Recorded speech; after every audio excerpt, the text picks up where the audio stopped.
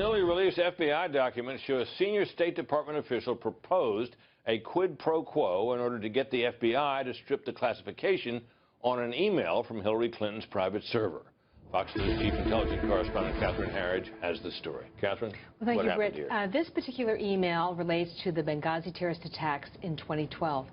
And a senior lieutenant for Secretary Clinton, Patrick Kennedy, had a discussion with the FBI, and he said, look, we need to make this unclassified, and we also want to keep it away from the public. And maybe, if you scratch my back, I will scratch yours. In what way? That they would okay overseas postings. State Department would? Yes, correct, for FBI agents in places that they are not operating at that time. So they needed this, the FBI desired to have their agents able to operate in certain places where the State Department basically had forbidden them to do so, correct? It would be in overseas embassies, yes, correct. Overseas embassies. So he Patrick Kennedy, suggested this to the FBI. So you change the classification on this document, which would have to be produced if it for the public. For the public. So that it wouldn't appear that she had a classified document on her server, right? That's right. And it wasn't just on one occasion. Based on these new FBI documents, it happened on 3 separate occasions. When he was turned down, he said, well, who can I take it higher up the chain to discuss? And at the briefing today, the FBI. That's correct. And at the briefing today, we asked the State Department to explain whether this was really in keeping with their high ethical standards. Let's listen. Is that in keeping with the high ethical standards of the State Department? We, Pat Kennedy, all of us at the State Department are going to make their case as best they can. That's called interagency exchange and the kind of discussions that we carry out all the time.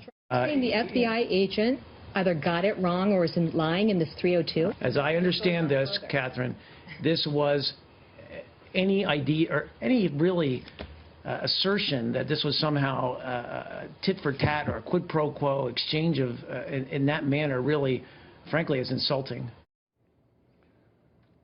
So what the State Department said today was that these FBI agents got it wrong and that this was simply their opinion in these interview summaries. But you know, this is not how the system works. And we asked the FBI whether they accepted the State Department's position that their agents got it wrong and were essentially incompetent in understanding what Kennedy was trying to communicate. And what did the FBI say? The FBI has not responded. What's interesting to me is the way in which the State Department and the FBI are emphasizing the email's classification was never changed.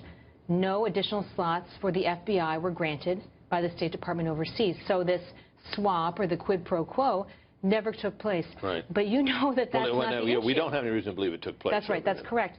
But that's not the issue. The issue is he was trying to do a deal. And even an effort to bribe a federal official is a criminal offense. Right. Even the attempt. Right.